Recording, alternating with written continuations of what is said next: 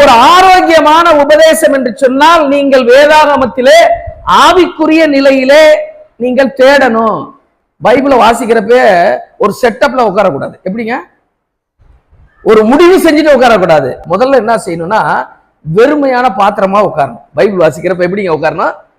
எல்லா கல்சடைகளையும் எழுத்து போட்டுருணும். இருதயத்தில் இருக்கிற கல்சடை, குப்பை, மைண்ட்ல இருக்கிறத பூரா தூக்கி வாரி வலிச்சு தூக்கி எரிஞ்சிட்டு, ஆண்டவரே நத்திங் ஆண்டவரே, நான் ஒண்ணுமே இல்லை அப்படின்னு சொல்லி உட்கார்ந்தாதான் உங்களுக்கு தேவன் உங்களோட வேதாகமத்தில் அவர் பேசுவார், எடுத்து கொடுப்பார். நான் ரொம்ப பெரிய ஆளாண்டவரே, நீங்க முடிஞ்சா நீங்க சொல்லுங்க பாப்போம் அப்படின்னீங்கன்னா ஒரு எழுத்து கூட உங்கள்கிட்ட பேச மாட்டார். அப்ப நான் ஒன்றுமே இல்லைன்னு அவருடைய சமூகத்துல உட்காருகிற பொழுதுதான் அவர் பேசுவார் என்று நாம் அறிய முடிகிறது.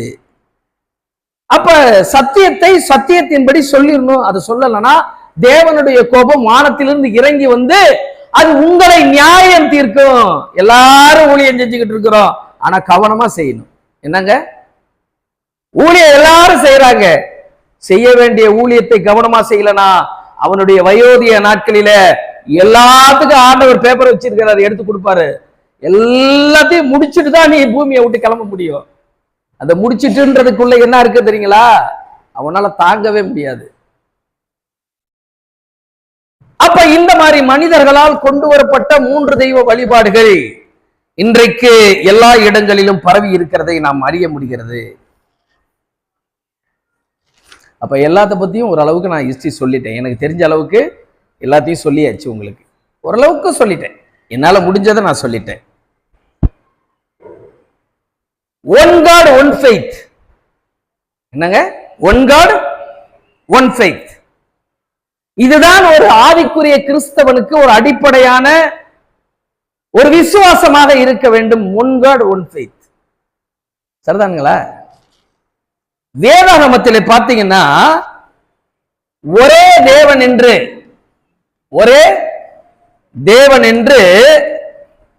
4492க்கு மேல இருக்கு. 4492 முடியல, 4492க்கு மேல இருக்கு. கர்த்தர்னு சொன்னோம்னா தி லார்ட். அப்ப ஒரே தேவன் ஒரே கர்த்தர் என்று கிட்டத்தட்ட பாத்தீங்கன்னா 7923 வசனங்களுக்கு மேல இருக்கு. எத்தனை வசனம் இருக்கு பாத்தீங்களா? மொத்தம் 7 லட்சத்தி சில்லற 80,000 வார்த்தைகள்ல கிட்ட பாத்தீங்கன்னா நான் யாருக்கு நான் வணக்கம் செலுத்துகிறேன் அப்படியே போய் ஆலயத்தில் பார்க்கப்படுகிற பொழுது அறியப்படாத தேவனுக்கு என்று எழுதப்பட்டிருந்துச்சு. அவனுக்கே தெரியல. ஒரு இது 12,415 வாட்டிக்கு மேல இருக்கு. 12,416 வாட்டி இருந்தா நம்ம அதை வேல்யூபிளா நம்ம எடுக்கலாம். சரிதானா? ரொம்ப ஆச்சரியமா இருக்கு. 4 வாட்டி இருக்கு. எத்தனை வாட்டி இருக்குங்க? ஒன்லி 4. சுசரதையா எத்தனை வாட்டி இருக்கு? ஒரே தேவன் 12,415. டேவிட் ஐயா, ஒரே தேவன் 12,415 வாட்டி வேதாகமம் சொல்லி இருக்கு. ஆனால் நாம் என்று குறிப்பிடப்பட்டது வெறும் 4 வாட்டி இருக்கு. அப்ப 3 தெய்வ வழிபாடுகளை இருதயத்திலே உள்ளவர்களுக்கு நான் சொல்லப்படுகிற காரியம் அது விளங்கும், புரியும். அதுதான் சொல்றேன். நீங்க எந்த சிலந்து கூட்டையும் தலையில வச்சுட்டு உட்கார்ந்தோம்னா இந்த சத்தியமானது புரியாது. இது அதனால இந்த சிலந்தி கூட்டம் என்ன பண்ணணும்னா கூட்ட கலைச்சு விட்டுருந்தது. என்னங்க? அதை எம்டி வெசலா வந்து உட்கார்ந்தாதான் நமக்கு புரியும். இப்ப 12,417 ஒரே தேவன் கடவுள் சொல்லி இருக்கிறார். நான் சொல்றது எதுக்கு அப்படின்னு சொன்னோம்னா, பிதாவாகிய கடவுள், குமாரனாகிய கடவுள், ஆவியானவராகிய கடவுள் என்று சொல்லி 3 கடவுள்களை அவர்கள் வரையறுத்து வச்சு அதை தான் நாங்க கும்பிட்டுக்கிட்டு இருக்கிறோம். நாங்க இது வரைக்கும் என்ன அப்படித்தானக்கா? நான் சொல்ற பாயிண்ட் கரெக்டா? நான் எப்படி வளர்க்கப்பட்டிருக்கிறேன், நான் என்னவா நான் வளர்ந்திருக்கிறேன் அப்படின்னு சொன்னோம்னா 3 கடவுள் வழிபாடிலே வளர்ந்திருக்கிறேன். ஆனால் பைபிள் சொல்றாங்க 12,415 வாட்டி வேதாகமத்திலே ஒரே தேவன் என்று சொல்லி இருக்கிறது. இன்றைக்கு காலையிலே நான் இட்லி சாப்பிட்டேன், அது ஒரு தகவல். இன்றைக்கு காலையிலே நான் காலை கடனை கழித்தேன், அது ஒரு தகவல். நான் ஒரு கடையில போய் டீ சாப்பிட்டேன், அது ஒரு கடவுள், அது ஒரு தகவல். அது இந்த தகவலையும் தேவனுடைய வார்த்தையை மேட்ச் பண்ணக்கூடாது, புரிஞ்சுக்கணும் முதல்ல. அதனாலதான் டிசைனிங் பண்ணணும், வார்த்தையை டிசைன், அதாவது டிசைட் பண்ணணும். ஆவிக்குரியவன் ஆவிக்குரியவற்றை நீங்கள் படிச்சீங்கன்னா நாட் யூஸ், உங்களுக்கு ஒரு பிரயோஜனமும் கிடையாது, அதுல நீங்கள் ஜீவன் பெற்றுக் கொள்ள முடியாது. ஏன்னா ஒரு மனிதனுடைய வாழ்வை புதுப்பிக்கிறது கர்த்தருடைய வார்த்தை. It is not information, it is my life, it is my life. Word of God என்னுடைய வாழ்க்கை அப்படின்னு யார் ஒருவர் நினைக்கிறார்களோ அவர்களுக்கு தான் இந்த வேத வசனமானது பூரிப்பை உண்டாக்கும். புரியுதுங்களா? This is not information, it is my life. Okay, 4 முறை மாத்திரமே நாம் என்று சொல்லப்பட்டு இருக்கிறது. அப்ப நான் இதையும் சொல்றப்ப நான் அதையும் சொல்லணும்ல, இத்தனை வாட்டி இருக்கு அப்படின்றீங்க, அப்ப நான் அதையும் சொல்லணும்ல நானு. ஏன்னா அவங்க சொல்றப்ப பிரதர் பைபிள்ல நாம்னு இருக்கு பிரதர், கடவுள் சொல்லி இருக்கிறார் பிரதர், நாம்னு போட்டிருக்கு தெரியுங்களா உங்களுக்கு அப்படின்னு யார் கேட்கிறாங்க? திருத்துவத்திலே ஆழமாய் விசுவாசம் உள்ளவர்கள், 3 தெய்வ வழிபாட்டிலே விசுவசிக்கிறவர்கள், 3 தெய்வ வழிபாடை கை கொள்ளுகிறவர்கள் இருக்கு பிரதர். நாம நீங்க படிச்சீங்களா இல்லையா? உங்களுக்கு புரியுதா இல்லையா? கடவுள் 3 பேர் தெரியல உங்களுக்கு? 3 1 1 3 எப்படிங்க? 3 1 1 3 உங்களுக்கு புரியுதா இல்லையா? அவங்க சொல்ற மாதிரி பைபிள்ல இருக்கு. எத்தனை வாட்டி இருக்குங்க? Only 4 times. அது எங்கன்னு பார்க்கலாமா? உங்களுக்கு தெரியுங்களா? ஐயா நாம எங்க போட்டிருக்கேன்னு தெரியாதா? ஓகே, ஆதியாகமம் 1ஆம் அதிகாரம் 26வது வசனத்தை வாசிக்க கேட்போம். ஆதியாகமம் எங்க இருக்கு? இந்த வசனத்தை எத்தனை வாட்டி நீங்க படிச்சிருப்பீங்க? படிங்கக்கா. 1 ஆதியாகமம் 1:26 நமது சாயலாக நமது ரூபமாக உண்டாக்குவோமாக, எல்லாமே பண்பையில வருதா இல்லையா? அப்ப 3 கடவுள் இருக்காங்களா இல்லையா? அந்த வசனத்துல 3 கடவுள் இருக்கா இல்லையா? அக்கா பாருங்க, ஆமென் சொல்றாங்களா இல்லையா? 3 கடவுள் இருக்கா இல்லையா? இருக்கு. 3 கடவுள் இருக்கா இல்லையா? நமது சாயலாக, நமதுன்னா யாரு? இப்ப நானும் சூசராஜாவும் நான் சொல்ல முடியாது, நமது ப்ளூரல், நான்னா சிங்குலர், நமதுன்னா ப்ளூரல். அப்ப ப்ளூரல் பயன்படுத்தப்பட்டிருக்கா இல்லையா? இது தேவனாகிய கர்த்தர் தானே சொல்றாரு, நமது சாயலாக நமது ரூபத்தின்படியே. And the God said, let us make man in our image according to our likeness. And God said, let us make man in our image according to our likeness. சாயல் அப்படின்னா இமேஜ், இமேஜ். ரூபம் அப்படின்னு சொன்னோம்னா our likeness. Likeness. இமேஜ்னு சொன்னா படம்னு கூட வச்சுக்கலாம். என்னங்க? படம்னு கூட வச்சுக்கலாம். அப்ப தேவன் தன்னுடைய சாயலாகவும் தன்னுடைய ரூபத்தின்படியும் மனிதனை உண்டாக்கினார். உண்டாக்குவோமாக என்று சொன்னார், உண்டாக்கினார். நாம அவர் சாயல் படிதான் இருக்கோமா? கடவுள் என்ன சாயல்?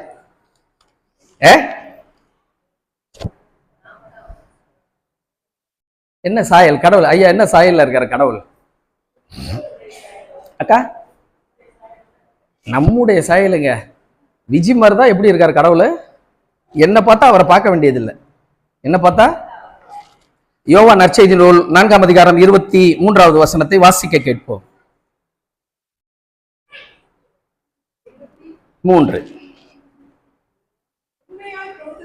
உண்மையாய் தொழுது கொள்ளுகிறவர்கள் பிதாவை ஆவியோடும் உண்மையோடும் தொழுது கொள்ள வேண்டும். வசனம் படிங்க.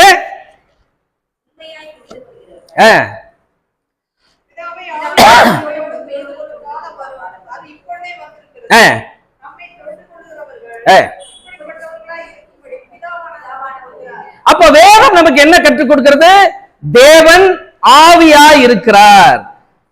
நீங்களாம் ஆவியா? ஆவியா இல்ல மனுஷனா? நீங்க என்னக்கா? தேவன் எப்படி இருக்கிறாருங்க? ஆவியா இருக்கிறார். பைபிள் அதெல்லாம் சொல்றாங்க. அதை விசுவசிக்கிறீங்களா? விசுவசிச்சா ஒரு ஆமென் சொல்லுங்களேன். கடவுள் பிதாவாகிய தேவன் ஆவியா இருக்கிறார் என்பதை நீங்க நம்புறீங்களா இல்லையா? ஒரு சந்தேகமாவே யோசிக்கிறீங்களே. பாருங்க, ஆஸ்லேஷனா இருக்கிறார். போல்டா சொல்லணும், தேவன் ஆவியா இருக்கிறார். வேத வசனம் நமக்கு அதை தான் காட்டுகிறது. அப்ப தேவன் ஆவியா இருக்கிறார் என்று சொன்னால் நம்ம எப்படி உண்டாக்கி இருக்கணும்? அவரை போல நம்ம உண்டாக்கி இருந்தா நீங்க எப்படி இருக்கணும்? நீங்களும் ஒரு சம்மனசு மாதிரி ஆவியா இருந்திருக்கணும். உங்களுக்கு ஆவி இருக்கா? ஆவியாவா இருக்கீங்க? மனிதனுடைய உடம்பில இருக்கிறது பாத்தீங்கன்னா எல்லா விதமான மண்ணில இருக்கிற எல்லா விதமான தாது பொருட்களும் இருக்கிறது. அண்ணன் கடையில எழுதி போட்டிருக்கிறாங்க. வேணா நீங்க அண்ணன் கடையில போனீங்கன்னா நீங்க அவர் பேசவே வேண்டியதில்லை. அந்த படத்தை பாத்தீங்கன்னாவே ஒரு விவரமான சத்தியம் உங்களுக்கு தெரிஞ்சிடும். உங்களுக்கு சரிதானே? அப்ப தேவன் ஆவியா இருக்கிறார் அப்படின்னா அவரை தொழுது கொள்ளுகிறவர்கள் ஆவியோடும் உண்மையோடும். அப்ப தேவன் எப்படி இருக்கிறாருங்க? ஆவியா. அப்ப அவர் நம்மளை அவருடைய சாயல்ல ரூபத்துல படைச்சிருந்தா எப்படி படைச்சிருக்கணும்? ஆனா நீங்க எப்படி படைக்கப்பட்டவர்? உங்க ஆதி தகப்பன் ஆதாம் எதனாலே படைக்கப்பட்டார்? உங்கள் ஆதி தகப்பனாகிய ஆதாம் எதனால் படைக்கப்பட்டார்? ஆதாம்னு சொன்னாவே செம்மண் அர்த்தம். உங்களுக்கு தெரியுதா? டேவிட் ஐயா கரெக்டா? ஆதாம் என்று சொன்னாலே செம்மண். அப்ப என்னுடைய ஆதி தகப்பனாகிய ஆதாம் எதனாலே உண்டாக்கப்பட்டார் என்று சொன்னால், அப்ப கடவுளை நீங்க எப்படி சிந்திக்கிறீங்க? அதனாலதான் நமக்கு வேதாகமம் விளங்க மாட்டுது. நம்ம சாயிலாவே நினைக்கிறதுனாலதான் வேதாகமம் நமக்கு விளங்க மாட்டுது. தேவன் ஆவியா இருக்கிறார். அவர் தன்னுடைய பிள்ளைகளை அவர் படைச்சார்னா அவருடைய ரூபத்தின்படியாக சாயலின்படியாக படைச்சிருந்தா எப்படி படைச்சிருக்கணும்? ஆனா அப்படி படைக்கலையே. மண்ணில தானே உண்டாக்குனாரு. மண்ணினாலே மனிதனை உண்டாக்கி அவன் நாசியிலே ஜீவ சுவாசத்தை எப்படி ஊதியிருப்பாரு? எப்படிங்க?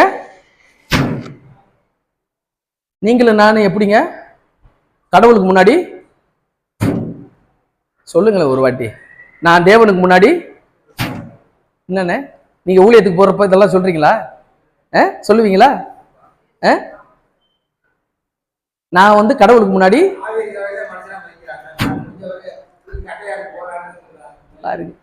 இப்போ அப்ப கடவுள் மனிதனை உண்டாக்கின பொழுது மண்ணினாலே உண்டாக்கினார்.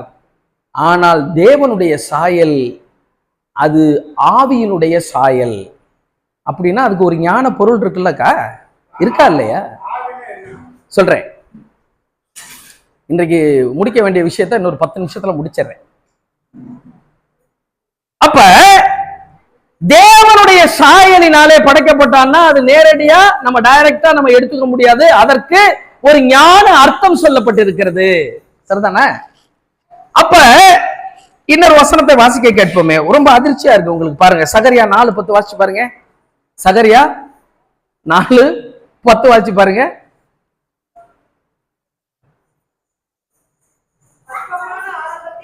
அற்பமான ஆரம்பத்தினால எவன் அசட்டை பண்ணுவான்?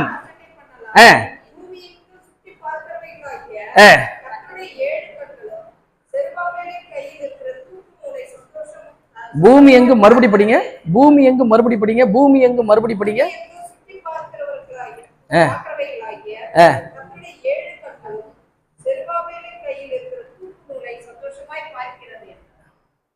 பூமி எங்கும் சுற்றி பார்க்கிறவைகளாகிய எத்தனை கண்ணு? கடவுளுக்கு எத்தனை கண்ணு? ஒருவேளை இதுக்கு ஒரு ஞான அர்த்தம் இருக்கு, அதை பிற்பாடு நம்ம பார்க்கலாம். அவரை மாதிரியே உங்களை படைச்சிருந்தா உங்களுக்கு எத்தனை கண்ணு இருக்குண்ணா? உங்களுக்கு எத்தனை கண்ணு இருக்கு? இப்ப என்னக்கா? ஒருவேளை as it is I am God அப்படின்னு காட் இமேஜின்னா நான் எத்தனை கண்ணோட இருக்கணும்? நானு 7 கண்ணோட இருக்கணுமா இல்லையா? டேவிட் ஐயா எத்தனை கண்ணோட நம்ம இருந்திருக்கணும்? நீங்க கடவுளை மாதிரியே அப்படியே ஆசிட்டிஸ் படைக்கப்பட்டிருந்தா அந்த 2 கண்ணுக்கே தாங்க முடியல. இதை வாங்குறதா அதை வாங்குறதா, அங்க மோட்டர் பைக்கு போயிட்டு இருக்கு அது வாங்குறதா, ஏன் மோட்டர் பைக்கு நல்லா இல்லையே, அவன் வீடு கட்டிட்டானே இவன் நல்லா இருக்கானேன்னு இந்த 2 கண்ணாலேயே தாங்க முடியல. 7 கண்ணு இருந்தா எப்படி இருக்கும்? ஏன் எங்க போச்சு அந்த 5 கண்ணு உங்களுக்கு எங்க போச்சு? எங்க போச்சு உங்களுக்கு அந்த 5 கண்ணு எங்க போச்சு? நீங்க கடவுளுடைய சாயலினாலே நீங்கள் படைக்கப்பட்டிருந்தா எங்க போச்சு அந்த 7 கண்ணு? மிச்சம் இருக்க 2 தானே இருக்கு உங்களுக்கு. 2 தானே இருக்கு, 2 கண்ணு தானே இருக்கு. எங்க போச்சு 5? காணா போச்சு. காக்கா தூக்கிட்டு போச்சு. 7 கண்ணுல 5 கண்ணை காக்கா தூக்கிட்டு போச்சு. அப்ப சாயல் என்று சொன்னால் அவருடைய குணாதிசயங்களை ஆதாமுக்குள்ளே வைத்தார். இப்ப அது நமக்கு ஒரு சார்பான, நமக்கு ஒரு வேத வசன வியாக்கியானம், அது நமக்கு சரிதானே? ஓகே, இங்க பாத்தீங்கன்னா நமது சாயலாக இப்ப கொஞ்சம் உங்களுக்கு ஓரளவுக்கு நீங்க கிளியர் ஆயிருவீங்க. ஏன் அதெல்லாம் சொல்றேன்னா, பிற்பாடு சொல்ல வேண்டிய காரியத்திற்கு உங்கள் இருதயமானது அது பக்குவப்படும். உங்களுக்கு பின்னாடி சொல்ல போற காரியத்துக்கு இப்ப சொல்ற காரியம் என்ன, அவங்க பக்குவப்படும். இப்ப நமதுன்னு சொல்லிட்டாரா, இன்னொருத்தர் பார்த்து தானே சொல்றாரு. அது யாரா இருக்கணும்? பிதாவாகிய தேவன், ஒரு நரச்ச முடி வெள்ளை தாடி, குமாரனாகிய கிறிஸ்து ஒரு கருப்பு முடி கருப்பு தாடி. அந்த வெள்ளை தாடியுடைய பிதாவாகிய தேவன் இளைஞராக இருக்கிற இயேசு கிறிஸ்துவை பார்த்து உண்டாக்குவோமாக. அப்படித்தானே என் மனசுக்குள்ள இருக்கு, என் சிந்தனை அப்படித்தானே வந்துச்சு. இந்த வசனத்தை படிக்கிறப்ப என் சிந்தனை எப்படி இருந்துச்சு? பிதாவாகிய தேவன் வயசான ஒருத்தர், குமாரனாகிய கிறிஸ்து இளைஞர் ஒருத்தர். பிதாவாகிய தேவன் அவரை பார்த்து சொல்றாரு, நம்மை போல உண்டாக்குவோம், நம்மை போல உண்டாக்குவோம், நம்மை போல உண்டாக்குவோம்னு அப்படின்னு எனக்கு விதைக்கப்பட்டிருக்கிறது, எனக்கு விதைச்சிருக்கிறாங்க. இங்க இத்தனை ஆண்டு காலம், எனக்கு 56 ஆண்டுகள் ஆகுது. இந்த 56 ஆண்டு காலமும் ஒரு வயசான ஒரு நரச்ச முடி தாடி, இன்னொன்னு இளைஞரான ஒரு கருப்பு முடி தாடி. இதுதான் எனக்கு விசுவாசம். என் விசுவாசம் என்னங்க? நரச்ச முடி கருப்பு முடி.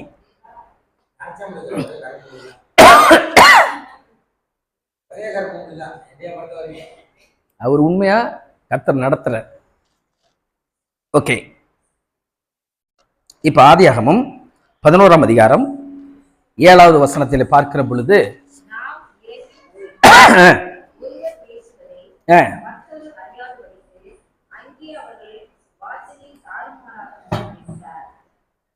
இந்த 11ஆம் அதிகாரத்துல ஒரு விஷயம் நடக்குது. நோவாவின் நாட்கள்ல எல்லாம் முடிஞ்சு போச்சு. நோவா நாட்கள்ல எல்லா வேலையும் முடிஞ்சிருச்சு, எல்லா ஜனங்களும் அழிஞ்சு போயாச்சு. இப்போ நோவா வேலையை விட்டு வந்தாச்சு. நோவா வேலையை விட்டு வந்தாச்சு. ஜனங்கள் மிகவும் பெருக தொடங்கினார்கள். பெருக தொடங்கின உடனே, இவன் பெருகின உடனே என்ன செய்வான் அப்படின்னு சொன்னோம்னா, என்னங்க, எது பெருகினாலும் மனுஷனுக்கு பிரச்சனை தான். தரித்திரமா இருந்தா ஒழுக்கமா இருக்கான், காசு பெருகுனா அவன்கிட்ட பாவமும் பெருகுது. சிங்கிள் ஆளா இருந்தா பாவம் இல்லாம இருக்கிறான், கூட்டம் சேர்ந்துருச்சுன்னா அடிக்கலாமா ஒத்தைக்கலாமான்றான். பாருங்க, நல்லா மது அருந்தணும் பாருங்க, தனியா போனான்னு வச்சுக்கோங்க, குடிச்சிட்டு ஒன்றும் செய்ய மாட்டான், நேரா போவான். அவன் கூட 4 பேர் குடிச்ச வந்தான்னு வச்சுக்கோங்க, கடை அடிக்கலாமா மோட்டர் சைக்கிள் அடிக்கலாமான்னு யோசிப்பான். இவர்கள் பெருகின உடனே ஒண்ணு நினைக்கிறான். என்ன நினைக்கிறான் அப்படின்னு சொன்னோம்னா, நாம் வான வரைக்கும் ஒரு கோபுரத்தை கட்டுவோம். எங்க கட்டலாம்? எந்த இடம் செலக்ட் பண்றான்? பாபேல் என்கின்ற இடத்திலே ஒரு வான வரைக்கும் ஒரு கோபுரத்தை கட்டணும். எதுக்கு அப்படின்னா, என்னுடைய பேர் விளங்கும்படியாக ஒரு பெரிய கோபுரத்தை கட்டணும் அப்படின்னு இவங்க டிஸ்கஸ் பண்ணிக்கிட்டு இருக்கிறாங்க. அத பாபேல்னு சொன்னோம்னா தாறுமாறு. நிறைய பேர் கிறிஸ்டியன் வந்து பாபேல்னு வச்சுக்கிறான் பேரு. அதுக்கு பேர் என்னங்க? தாறுமாறு. பாபேல்னா தாறுமாறு. தாறுமாறான இடத்திலே ஒரு பெரிய ஆலயத்தை கட்டுவோம், கோபுரத்தை கட்டுவோம் அப்படின்னு சொல்லி அவன் நினைத்த பொழுது, அப்ப சொல்றாரு, இவர்களுடைய பாஷைகளை நாம் வெவ்வேறாக்குவோம். ஒருத்தன் பேசுறது ஒருத்தனுக்கு புரியக்கூடாது.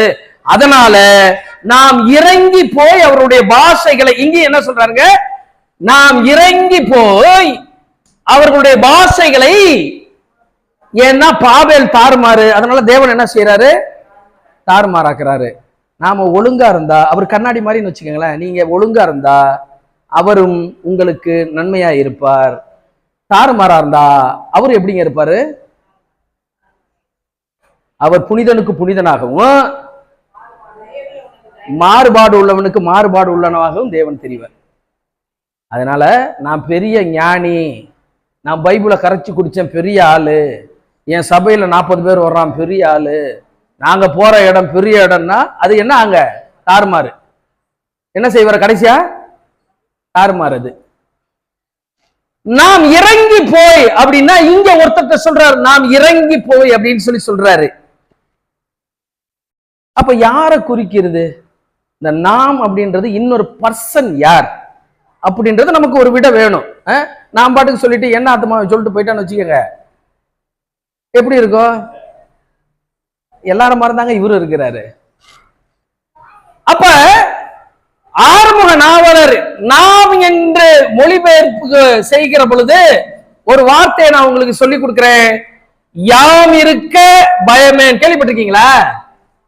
என்னங்க யாம் இருக்கு அப்படின்னா அது ஒரு இதை குறிக்குது, பேரை சொல்லல, நான் ஒன்ன குறிக்குது.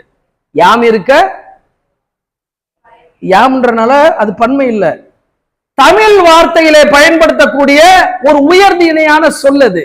ஓகே, இது ஒரு சைடு நீங்க வச்சுக்கோங்க மனசுக்குள்ள, இது ஒரு சைடு வச்சுக்க. இது இன்ஃபர்மேஷன். இது இப்ப நான் சொன்ன பாத்தீங்களா, யாம் இருக்க பயமேன்னு சொன்னது, that is information, not God's word. Okay, இப்போ ஒரு விட வருது நமக்கு, நம்ம தேடுறோம். இப்ப ஜோடு வசனம் அப்படின்னா ஆசிட்டிஸ் ஒரு வசனம் இருக்கும். ஓகே, ஜோடு வசனம் அப்படின்னு சொல்றாங்க. ஆக்சுவலா அது கிடையாது, அது parallel வேர்டு, இணை வசனம். அது ஜோடு கிடையாது, இணை வசனம். ஒரு ஜோடு அப்படின்னு சொன்னோம்னா ஒரு ஆண் புறாவும் ஒரு பெண் புறாவும் சேர்ந்து ஜோடு. ஆண் புறாவும் சேர்ந்தா அது ஜோடு கிடையாது. ஒரு ஆண் புறாவும் கர்த்தர் இயேசுவுக்கு எத்தனாவது நாள் ஆலயத்துக்கு தூக்கிட்டு போனாங்க கர்த்தர் இயேசுவ? எல்லா சபைக்கு போறவங்க பதில் சொல்லன்னு வச்சுக்கோங்க. அடுத்தவ அண்ணா நீங்க ஏன்னா சொல்றீங்க?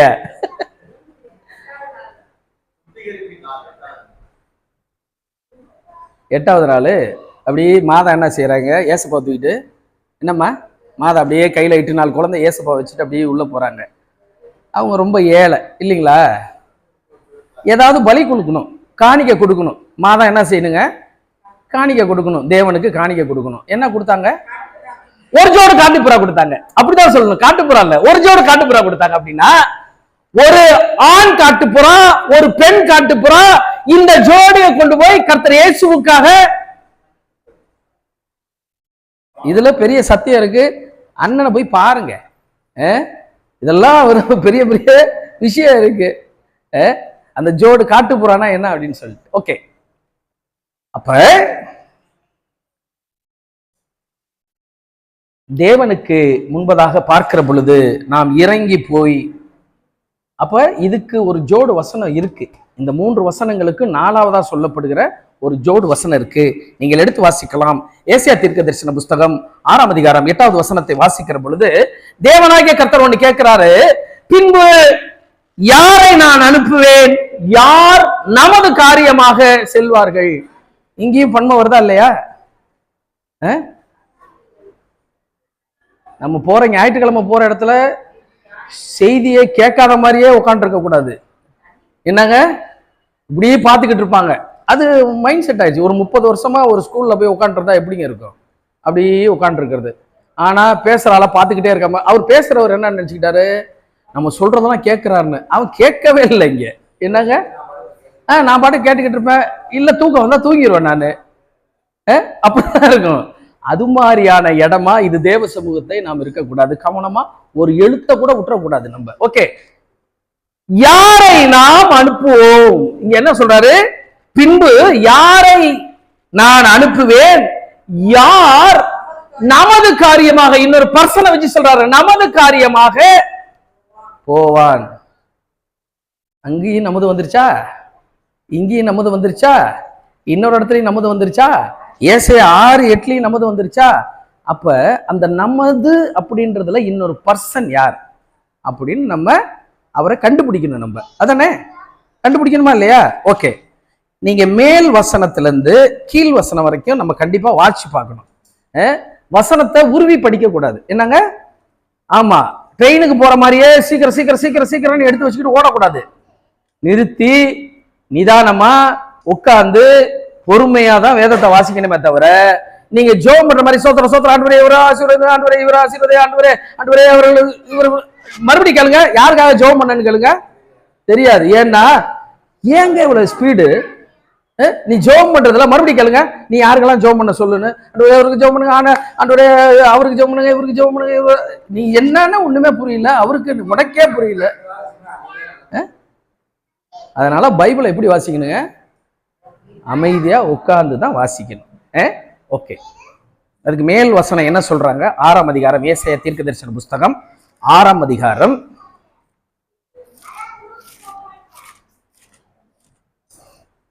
எடுத்துட்டீங்களா? இப்ப இங்க ஏசாயா தீர்க்கதரிசி ஒரு தரிசனம் பார்க்கிறார்.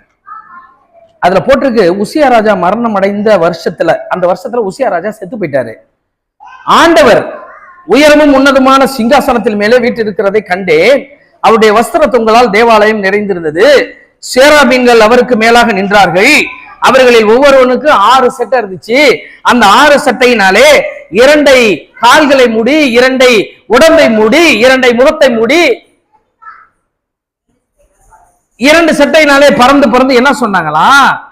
2 கை கூப்பி சொல்லி பாருங்களேன். இதை ஒரு நிமிஷம் 2 கையை கூப்புங்களேன். அப்படி பிளீஸ், இப்படி கை கூப்புங்களேன்.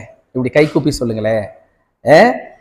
பரிசுத்தர் பரிசுத்தர் பரிசுத்தர், பூமி அனைத்தும் அவருடைய மகிமையால் நிறைந்திருக்கிறது என்று கூப்பிட சொன்னார்கள்.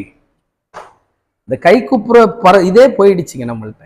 என்னங்க எல்லாருக்கும் கை கூப்புறீங்களே வந்த உடனே, ஏசப்பாவுக்கு என்னைக்காவது கை கூப்பி இங்கே ஆராதனை நடந்து கொண்டிருக்கிறது, கர்த்தர் பரிசுத்தர் பரிசுத்தர் பரிசுத்தர், உன்னதங்களில் இருக்கிறவருக்கு ஓசன்னா என்று சொல்லி ஒரு பெரிய பிரைஸ் அண்ட் வொர்ஷிப் அங்க நடந்துகிட்டு இருக்கு.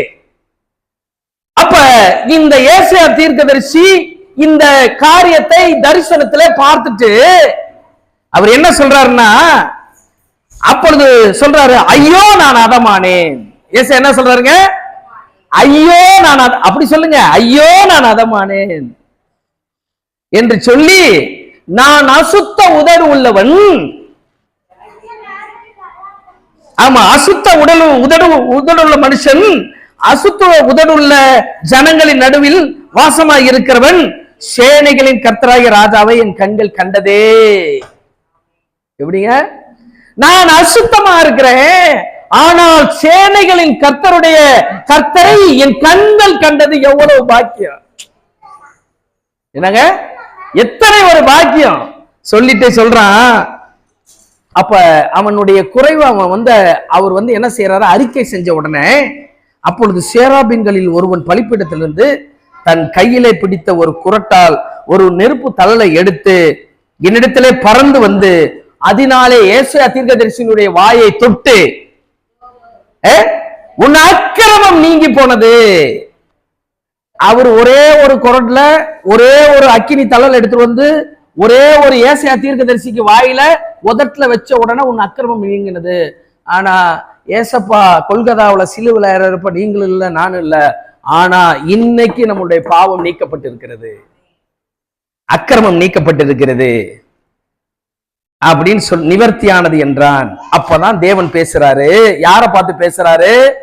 சேராபீனை பார்த்து சொல்றாரு, யாரை நான் அனுப்புவேன்? யார் நமது காரியமாய் அப்படின்னா இன்னொரு பர்சன் யாருன்னு சொன்னோம்னா சேராபீன். புரியுதுங்களா? அங்க நான் யார் நிக்கிறா? ஒரு சேராபீன் பறந்து வந்து ஏசாயா தீர்க்கதரிசியினுடைய வாயை அவன் நெருப்பு தழலாலே தொட்டு, உதடை தொட்டு அவன் அக்கிரமத்தை நீக்கினான். அவரை பார்த்து தேவனாகிய கர்த்தர் என்ன சொல்றாரு? நம்முடைய காரியமா யார் போவார் அப்படின்னு ஏசாயா அடியேன் போறாண்டவரு. ஐ ஆம் ரெடி. என்ன சொல்றாருங்க? ஐ ஆம் ரெடி, நான் மினிஸ்ட்ரிக்கு ரெடி ஆண்டவரே அப்படின்னு சொல்லி நான் இருக்கிறேன், என்னை அனுப்பும். இந்த வசனத்தை அப்படியே பிசாசு திரிச்சு, என்னங்க ஏசையா தீர்க்கதரிசி சொன்னது அப்படியே திரிச்சு ஏசப்பா சொன்னாங்கன்னு போதிக்கிற மனுஷர்கள் மத்தியில நாம் வாழ்ந்து கொண்டு இருக்கிறோம் பிரியமானவர்களே. அப்ப நமது 12415 வேற வசனங்கள் சொல்லுகிறது தேவனாகிய கர்த்தர் ஒருத்தர்னு. ஆனால் வெறும் 4 வசனத்தை வச்சு எவ்வளவு குழப்பிருக்கான் பாத்தீங்களா? இந்த 12415 நம்மளால பார்க்க முடியல. ஆனா வெறும் 4 வசனத்தை வச்சுட்டு ஆவிக்குரிய வாழ்க்கையவே அவன் சூறாவளி மாதிரி சொல்ல அடிச்சிருக்கிறானா? நீங்கள் பிசாசுக்கு எச்சரிக்கையா இருக்கணும். எந்த பிசாசை விரட்டணுங்க? இந்த பிசாசை தான் விரட்டணும். உன் பேர் என்ன, உன் ஊர் என்ன, நீ எங்கன்னா சாப்பிட்ட, உன் பேர் என்ன, உனக்கு வேற பேர் வச்சு நான் பேப்டிசம் கொடுக்கட்டுமா? அது பேய் விரட்டுறது இல்ல. அப்ப என்ன சாத்தானை நீங்கள் விரட்டணும். அப்ப சாத்தான்னா யாருன்னு நீங்க புரிஞ்சுக்கணும். நீங்க இத்தனை வசனங்களை அவன் மேற்கொள்ளும்படியாக வெறும் 4 இடத்துல அவன் பாருங்க வேதாகமத்துல வச்சு. அப்ப வேதாகமம் கர்த்தருடைய வார்த்தையா இல்லையான்னு கேட்டா நிச்சயமாக தேவனுடைய வார்த்தை தான். கர்த்தர் இயேசு அவர் இடறுதலுக்கான கல்லா இருப்பாரு. உங்கள் விசுவாசம் ஒவ்வொரு கட்டத்திலையும் சோதிக்கப்படணும். நீ டிஸ்டர்ப் ஆயிடக்கூடாது. இயேசு கிறிஸ்துவை குறித்து நீங்க இடரல் அடையக்கூடாது. நீங்க உங்களுடைய விசுவாசத்தின் அளவு எப்படி இருக்கின்றது செக் பண்றதுதான் இந்த வசனங்கள் உங்களுக்கு. இந்த வேர்ட் ஆஃப் காட் நமது காரியமாக சொன்னது யாரை பார்த்து சொன்னார்னா சேராபினை பார்த்து தேவன் சொன்னாரு. அந்த சேராபினை பார்த்து சொன்ன 4 இடங்கள் நமது என்று வேதாகமம் நமக்கு சொல்லிக் கொடுக்கிறது பிரியமானவர்களே. நீங்க அதுல நீங்க கவனமா இருக்கணும். ஆகவே இனி வசனங்கள் தான். இனி வர நாட்கள் பூராமே அக்கினியா தேவன் நடத்துவார் நம்மை. இதுவரைக்கும் நீங்க அங்க ஒரு அக்கினி பார்த்திருப்பீங்க. அக்கினி முகாம், அந்த முகாம், இந்த முகாம், எரிச்சல் முகாம்னு நீங்க பார்த்திருப்பீங்க. ஒரு உண்மையான அக்கினி எங்க பற்றி எரிய போகுதா? இங்கதான் பற்றி எரிய போகுது. என்ன இத்தனோண்டு கூட்டத்துல தேவனை பற்றி எறிவார்னா? இல்ல. லீஸ்ட் ஆஃப் கவுண்ட் வெறும் 2 மெம்பர்ஸ் தேவனுடைய நாமத்தினால கூடனா போதும். அந்த இடத்துல நெருப்பு அக்கினி விழும். ஆகவே நாம் பார்ப்போம். கர்த்தர் உங்களை ஆசீர்வதிப்பாராக, கர்த்தர் உங்களை நடத்துவாராக. நான் உங்களுக்காக நான் ஜெபிக்கட்டும்.